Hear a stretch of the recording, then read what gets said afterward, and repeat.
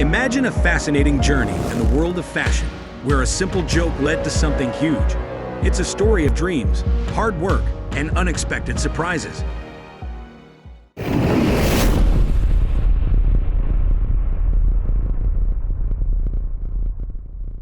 This is the story of legendary tennis player René Lacoste, who founded the luxury brand Lacoste.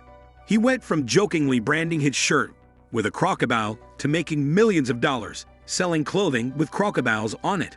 But how did the crocodile joke start? And how did he turn Lacoste into a multi-billion-dollar brand? René Lacoste was born on July 2, 1904, in Paris, France. His parents, Jean-Marie Magdalene Larollet and Jean-Jules Lacoste, were upperclassmen in society, so René could do whatever he wanted. However, he took an interest in tennis when he was 15 years old. So much that he wanted to make a career out of it. His father, Jean-Jules Lacoste, was not intrigued with the possibility of a tennis career for his son because René was not as skilled as the top tennis players. After seeing his son's passion for tennis, Jean-Jules Lacoste eventually gave René his blessing on the condition that he become a world champion in 5 years. This was an enormous challenge, but René wanted to prove himself to his father, so he began intense training for 3 years. In 1922, René entered his first tennis competition, which was the Wimbledon Championship Grand Slam tournament, but unfortunately he lost in the first round. He was disturbed about these results because of the pressure from his father to succeed the next year. He entered his first competition in the United States. Things were a little better this time, as he made it to the 4th round but was narrowly defeated by Cecil Campbell. Despite that, he continued his training diligently, slowly surprising his limits, and by 1923, he was selected to play in France for the Davis Cup team. René played alongside Jean-Varotre Jacques Bronin and Enrico Schi. Together, were so formidable that tennis fans nicknamed them the Four Musketeers. René reached his first major final in 1925 at Wimbledon, but lost to a fellow musketeer, Jean Varotre. His defeat made him train even harder, not forgetting his promise to his father. Later that year, René won the French championship title, and by the next Wimbledon tournament, he had a rematch with Jean Varotre. At the finals this time, he emerged as a champion. René was finally worthy to play tennis in the eyes of his father, but he lost his French championship title the following year to Enrico Schi. After his defeat, René did not compete in Wimbledon. That year he spent his time training and getting better at tennis. In September 1926, he competed in the U.S. National Championship, and his last match was once again against Jean Varotre. He won the championship match against Jean and was ranked #1 tennis player for 1926 by the Daily Telegraph. René is also attributed with inventing the tennis ball machine, and he has had more phenomenal conquests in his tennis career. But how did any of these lead to the creation of the Lacoste brand?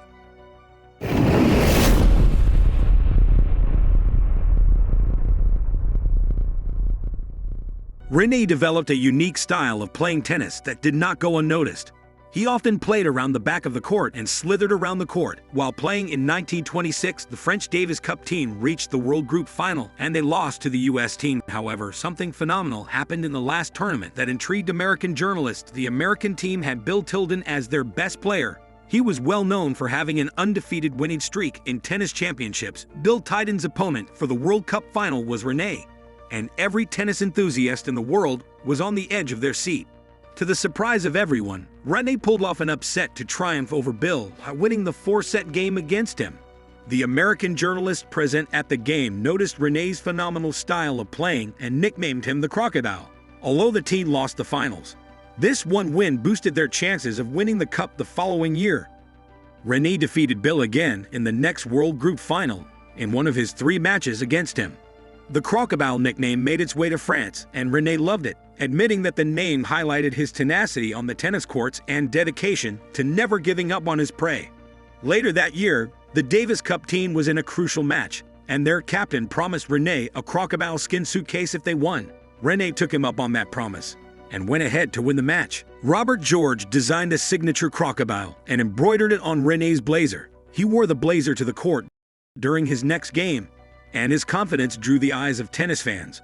Although René had been wearing the crocodile branded blazer to every game, it wasn't until 5 years later that the Lacoste brand finally launched. Having trained from a very young age, René made some observations about his personal experience. He realized that a long-sleeve button-up shirt was very uncomfortable to play in, and did not enhance the player's flexibility. This observation led to him designing the first version of the official tennis uniform today, but it was still in the production stage and did not launch yet. In 1933, René asked André Gillier, the owner of the largest French knitwear manufacturing firm at the time, to embroider the crocodile on the front of his tennis shirt, which he wore to the next game. After that, they produced more t-shirts, and this migrated into a business. The company was officially registered as La Société Chimiste Lacoste, and it used René as the brand ambassador. René's sportswear was revolutionary at the time because it was a short-sleeved jersey knit polo shirt instead of the traditional button-up shirt.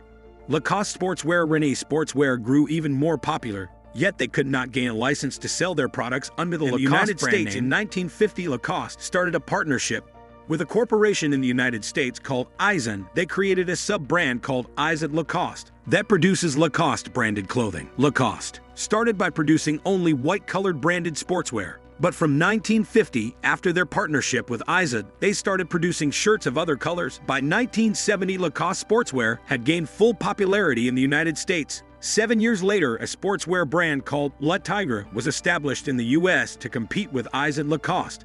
They produced similar comfortable sportswear. They went with another animal other than the crocodile, but it was too difficult to defeat the popularity of Lacoste sportswear. Other sportswear companies in the US started making similar shirts and logos for their brand, and the worth of the Lacoste brand grew even more.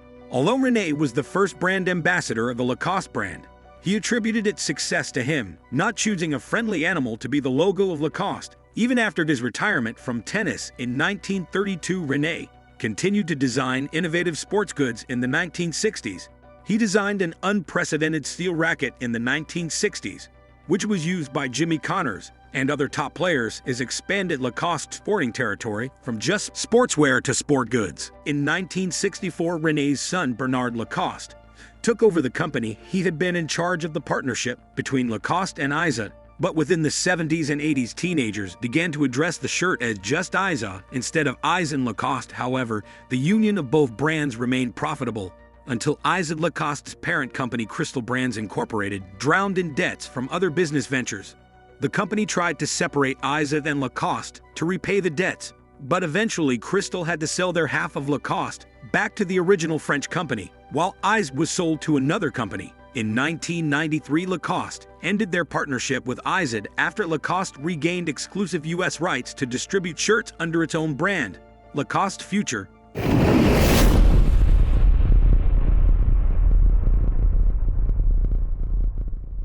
In 1990, Lacoste ended their long brand identity crisis with a Chinese company called Crocodile. After this was settled, Bernard Lacoste decided they needed new management to take the company forward. On October 12, 1996, the crocodile René Lacoste died at 92 years old. The company mourned the loss of their founder, but looked forward to the future. In 2000, it started by changing the creative director of Lacoste from Gilles Rosier to Christophe Lemaire. This decision helped re-establish Lacoste's popularity as not just a sportswear company, but also a luxury fashion brand.